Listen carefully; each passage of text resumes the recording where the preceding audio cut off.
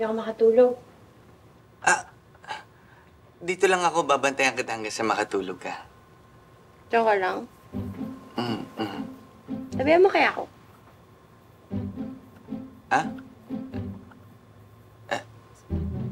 Diyan sa kama. Oo, saan pa ba?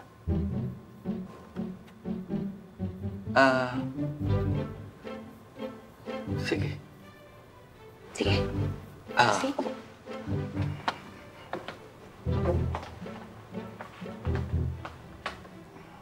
Higa na ako, ha? Oo, ba't parang ayaw mo pa? Ito na. Higa na.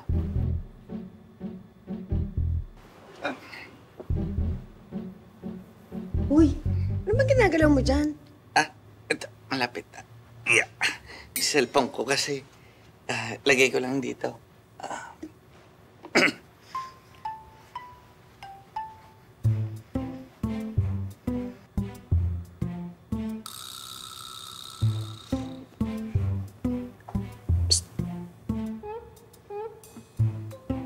Harap ka kaya sa akin.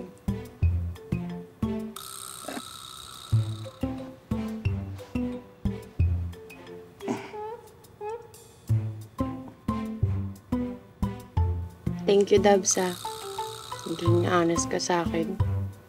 Yun lang naman yung gusto ko, eh. Siyempre, ayoko magalit ka sa akin.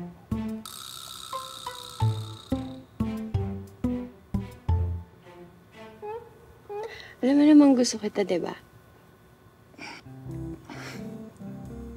Alam mo naman din na gusto kita.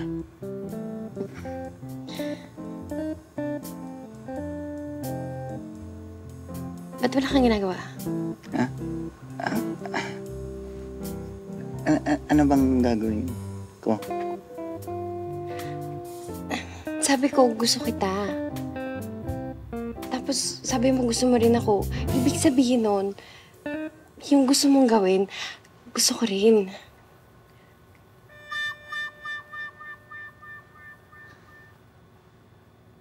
Alam mo, ayaw mo na nga. Kung hindi ka pa ready, okay lang. May plan ko. Hindi. Wag magbago isip mo. Eh, parang ayaw mo eh. Di ba nga, wala pa akong experience. Yun lang ba? Sige, kung bahala sa'yo. Tapos ng gabing to, hindi mo na ako makakalimutan. Handa ka na?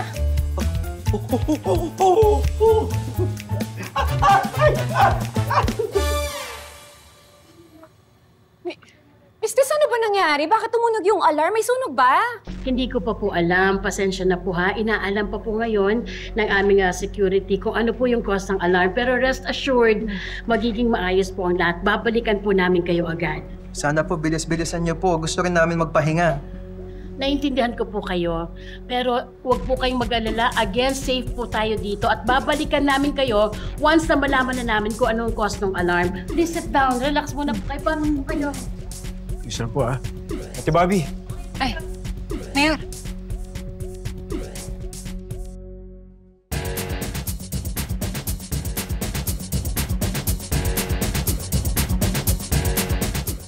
Kumusta kayo? Okay lang ba kayo? Okay naman. Kayo, kumusta? Okay naman. Sige po, pasok po kayo. Relax muna po kayo dito. May lakas ng alarm. Wala. Miss Tess, si Miss Rose at Sir Jack, parang wala sila rito. Nasaan kaya sila? Ay, baka naiwan sa loob. Di nagising sa alarm. Sige po, ipapacheck ko kay Kuya Tinoy. Kuya Tinoy, pwede pong pakicheck yung kwarto ni na Miss Rose at saka ni Sir Jack. Wala pa kasi sila dito. Baby ko. Miss Tess. Papunta na ako sa kwarto nila Mr. at Mrs. Season.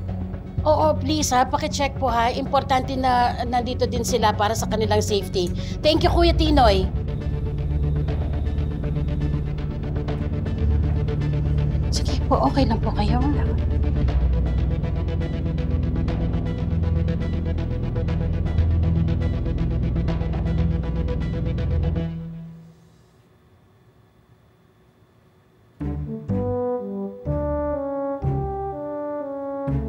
I love you.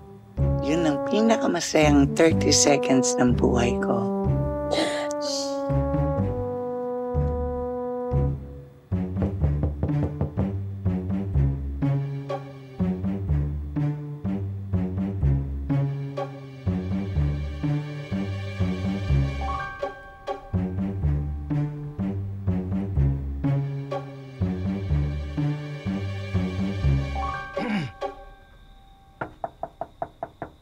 Mr. and Mrs. Season. Si Tinoy po ito, security.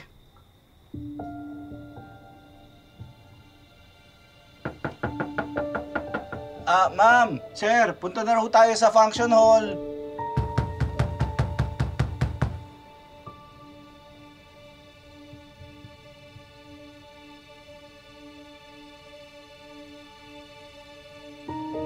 Miss Tess. Kuya Tinoy? Kanina pa ako kumakatok. Parang hindi nagising sila, Mr. and Mrs. Season. Hindi ata naririnig yung alarm eh. Kuya Tinoy, di ba nasa iyo yung master key? Ano, pasukin ka na ba? Oo, please. Importante na ma-check sila at safe sila. Paki-check na lang po ulit. Thank you, Kuya Tinoy. Kopya. Basta okay naman po kayo dyan lahat, ha? Pasensya na po, ha? Okay lang po kayo.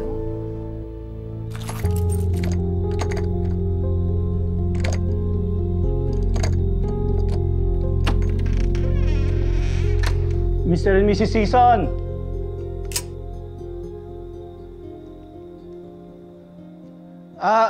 Mr. and Mrs. Season. Mr. and Mrs. Season. Mr. and Mrs. Season. Punta na ho tayo sa function hall.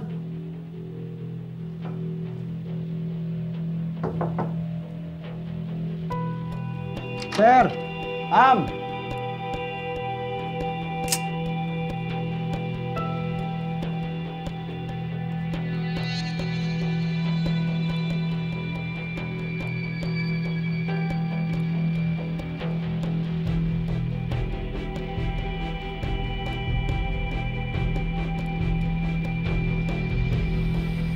Tess.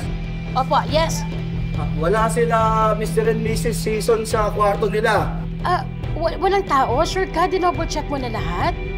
Hindi ko alam, Miss Tess. Sige mag-iikot ako, hanapin ko pa po sila. Sige po, Kuya Tinoy, please paki-check po, ha? Salamat po. Ayan na pala sila, oh. Miss Rose, Sir Jack, kala po namin nasa kwarto kayo at hindi kayo nagising sa alarm. Hindi pa nga kami natutulog. Po? Bakit? Galing kami sa parking lot. Ano pong ginawa niyo doon?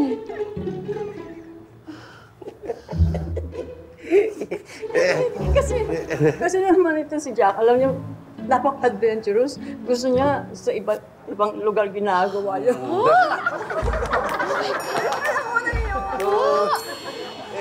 Love, di ba nagustuhan mo naman?